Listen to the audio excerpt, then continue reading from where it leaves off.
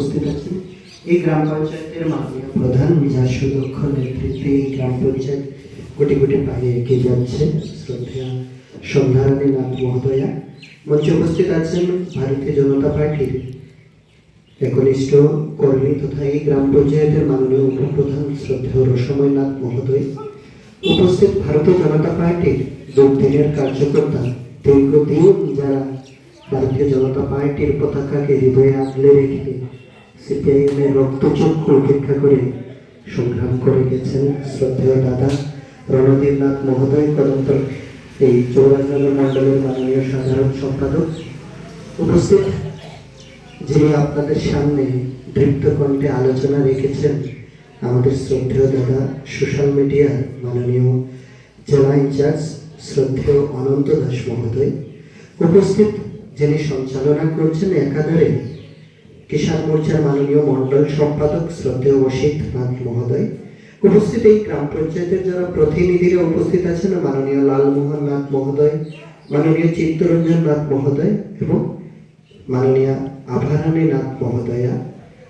তো সকল নাথ পরিবার আজ এখানে, সবাইকে আমার হৃদয়ের অন্তঃস্থল থেকে শ্রদ্ধা, গৈরিক অভিনন্দন। আর আপনারা যারা আমার ঠিক সামনে আছেন, যারা ভারতীয় জনতা পার্টিকে শক্তিশালী করেন, আর এখানে যারা আমার অভিভাবকরা আছেন, দীর্ঘদিন থেকে আপনারা এই ভারতীয় জনতা পার্টির হয়ে কাজ করছেন, আমাদেরকে আশীর্বাদ করছেন। এই বুথ গোটা বিধানসভা এলাকার মধ্যে এই রেজাল্টে সবার প্রথম এবং সর্বোচ্চ ভোট দিয়ে থাকে এই গ্রাম পঞ্চায়েত।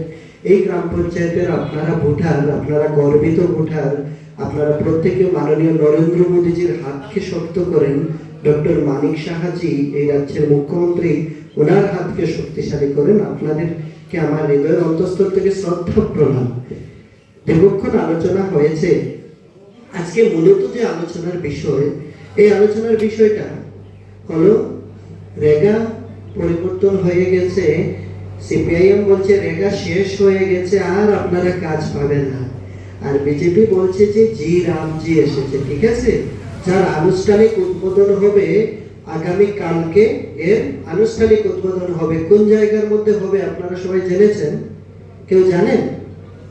হ্যাঁ, কাউকে বলা হয়নি। আগামীকাল আস্তাবল ময়দান অর্থাৎ বিবেকানন্দ ময়দানে ভারতবর্ষের যিনি দেশের কৃষিমন্ত্রী শ্রদ্ধেয় শিবরাজ সিং চৌহান মহোদয়, ওনার উপস্থিতিতে ভিবি রামজি এর প্রচারণা শুরু হবে আনুষ্ঠানিকভাবে। আর পরবর্তী সময়ে সেটা এই বছরের এপ্রিলের 1 তারিখ থেকে হবে